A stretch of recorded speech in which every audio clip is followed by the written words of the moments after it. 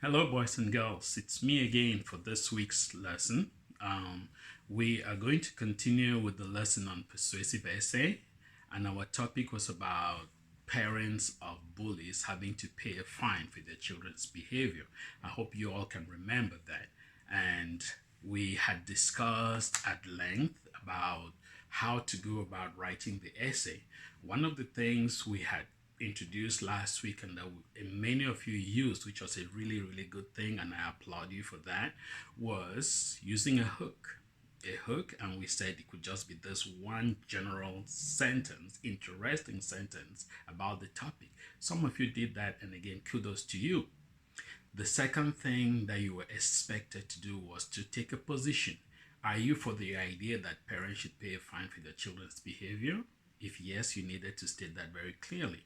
If you weren't for that idea, then you also needed to state your fact really, really clearly, which many of you again did very well. That was a good thing.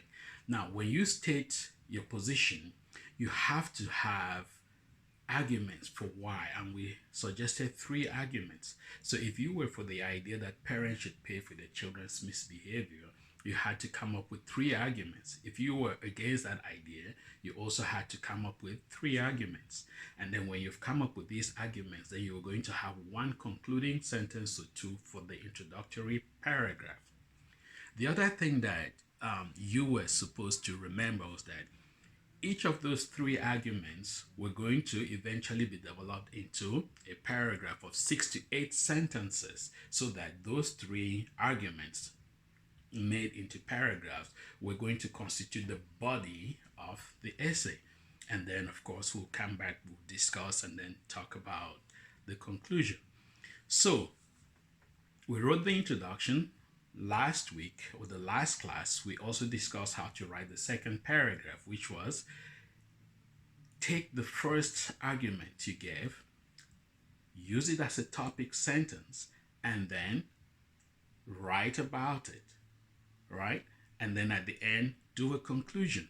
And that would form the first paragraph of the body of the essay, but actually the second paragraph of the essay.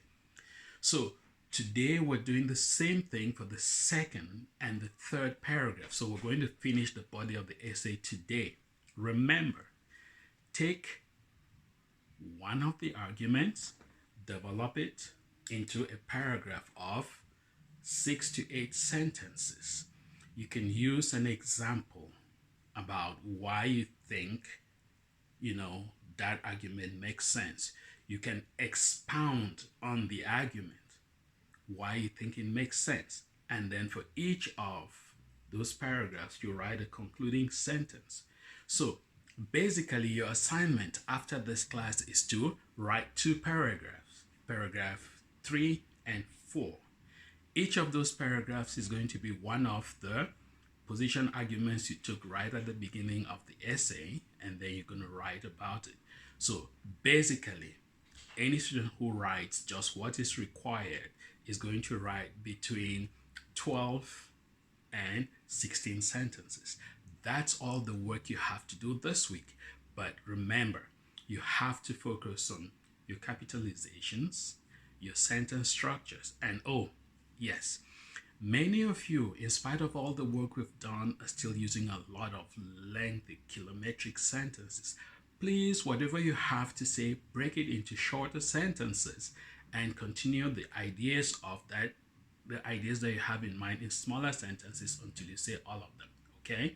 That is a good way of writing. You don't write with a train of thought. You don't do that, because when you do that, you get into trouble, because the English structure is different from your languages. It's different from Spanish, it's different from Vietnamese, it's different from whichever language you speak.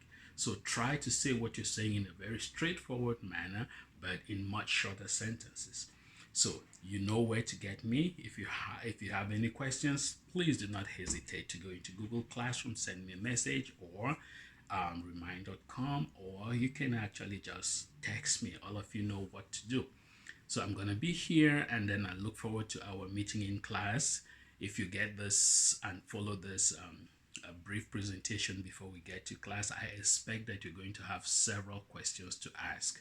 So with that said, I look forward to seeing you guys, and Wish you all the best. Stay safe from COVID-19. Wash your hands. Take care of each other. I'll see you then. Bye.